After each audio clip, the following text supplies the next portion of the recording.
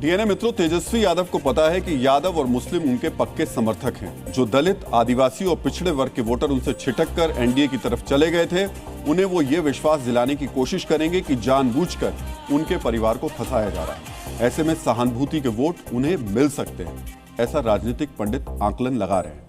2015 के चुनाव में आरक्षण के मुद्दे पर लालू यादव ऐसा सफल प्रयोग कर चुके हैं। ऐसे में फैसला आने के बाद जी न्यूज के संवाददाता ने कई वोटरों से बात की। ज्यादातर वोटर यही मान रहे हैं कि टाइमिंग का असर होगा। नुकसान तो होगा ही। एक तो उनको मानसिक नुकसान होगा, इस तरह से हुआ है। अब उनको चुनाव भी लड़ना है और उनके खिलाफ चार्जशीट आरोप पत्र दाखिल हो गया माननीय न्यायालय में, तब उन पर तो असर पड़ेगा ही। उनका जो कैडर वोट है उनको वोट देगा ही। उनके मनोबल को थोड़ा सा नुकसान पहुंचेगा, उनके कार्यकर्ता को थोड़ा नुकसान पहुंचेगा इस फैसले से, लेकिन हमें नहीं लगता कि इनको वोट में राजद का कोई अंतर आने वाला है। इस तरीके का जो अभी 4th आवर में ऐसा किया गया है बीजेपी के द्वारा, तो लालू के पक्ष में जाए। चार्जशीट समर्पित करने से इनका और इनके कार्यकर्ता का मनोबल यहाँ तो डाउन होगा ही। और बीजेपी अपना ये मुद्दा बना लेगी कि एक दागी को आप लोग मुख्यमंत्री बना रहे हैं, एक दागी को आप लोग वोट दे रहे हैं। डीएनए मित्रों, बिहार के मतदाताओं के मन की बातें आपने सुनी। आपको यह भी ध्यान रखने की जरूरत है कि बिहार उन राज्यों में से एक है जहां जाति बहुत बड़ा फैक्टर है। जब फैक्टर जाति होती है तो भ्रष्टाचार जैसे मुद्दे नहीं रहते। कहते हैं कि अपनी जाति के गुंडे भी लोगों को अच्छे लगने लगते हैं। ऐसे में राजनीतिक दलों को सत्ता का रास्ता बनाने में आसानी होती है, मगर इस रास्ते में इस समय जो सबसे बड़ी चुनौती है वो सीटों को लेकर आपसी सहमति ना बन पाना है। और ये दोनों पक्षों में है।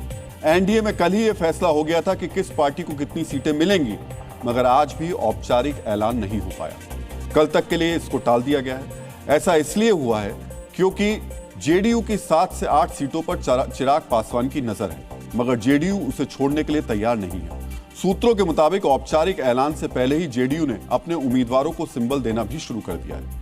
सीट बंटवारे के बाद उपेंद्र कुशवाहा ने जिस तरह भावुक पोस्ट लिखा, उससे स्पष्ट है कि उनके मन के कोने में कहीं नाराजगी छिपी हुई है। जीतन राम मांझी ने तो कैमरों के सामने ही कह दिया कि नुकसान होने वाला है।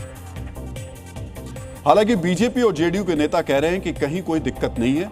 वो महागठबंधन की खिड़की से झांक कर उनका झगड़ा देख रहे हैं, जहां सीटों पर पेंच फंसा हुआ है। सीटों का ऐलान नहीं हो पा रहा है। वैसे सूत्रों के हवाले से जानकारी मिल रही है, जो कांग्रेस 70 सीटें मांग रही थी उसे 54 सीटें दी गई हैं। अगर राहुल गांधी 54 सीटों पर लड़ने के लिए तैयार हो गए तो उसकी 2 वजह हो सकती है। पहली वजह है 2020 में 70 सीटों पर लड़कर भी कांग्रेस की स्ट्राइक रेट सिर्फ 27% थी।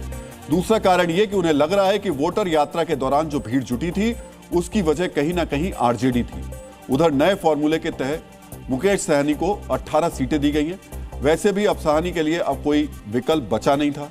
आरजेडी 132 सीटों पर चुनाव लड़ सकती है, लेफ्ट 32 और बाकी की 7 सीटें देने की बाकी लोगों को तैयारी है। यह फॉर्मूला तय होने से ठीक पहले अदालत ने तेजस्वी यादव पर भ्रष्टाचार का केस चलाने के लिए कह दिया।